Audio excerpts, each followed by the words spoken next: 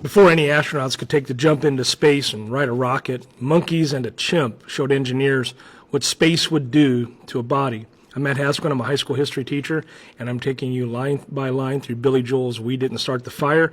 In this episode, we're up to Space Monkey. When Billy Joel sings Space Monkey, he points to the animal flights that proved humans could survive the launch and weightlessness and re-entry. In the late 1940s and 50s, U.S. researchers used primates to test life support systems and also take a look at biology at the edge of space. Now, it wasn't a footnote, it was a dress rehearsal for real human spaceflight. And the first breakthroughs were quite rough. In June of 1949, there was a rhesus macaque named Albert II who rode a V-2 rocket beyond the edge of space, becoming the first primate in space. He didn't survive the landing, the parachutes had failed, but his instrumentation told engineers what accelerations and near vacuum did to a living body.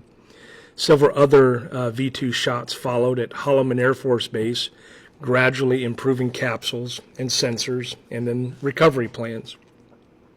Public attention arrived with Able and Baker in May of 1959.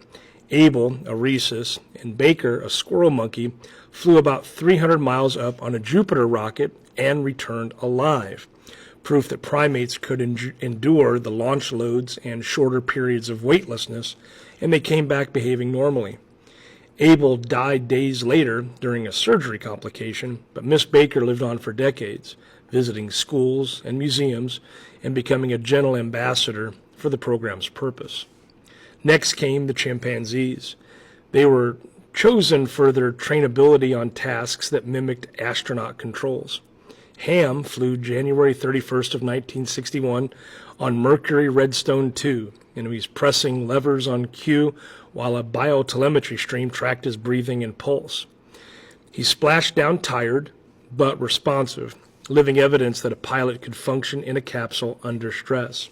That fall, Enos orbited Earth twice on a Mercury Atlas V, completing a mission profile that set the stage for John Glenn's orbital flight in 1962. Now, context matters here, of course.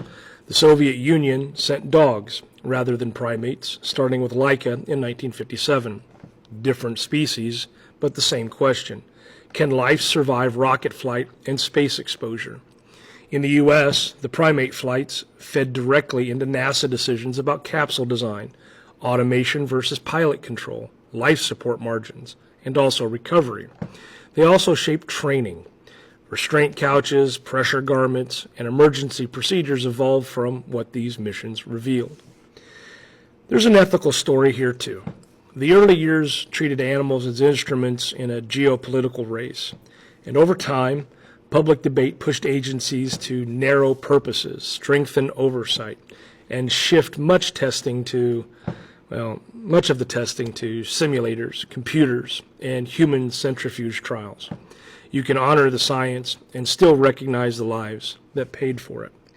So why is this line in the song? Because Space Monkey captures the moment before the hero shot, when a heartbeat on a monitor taught engineers how to keep the next heartbeat, a human one, alive.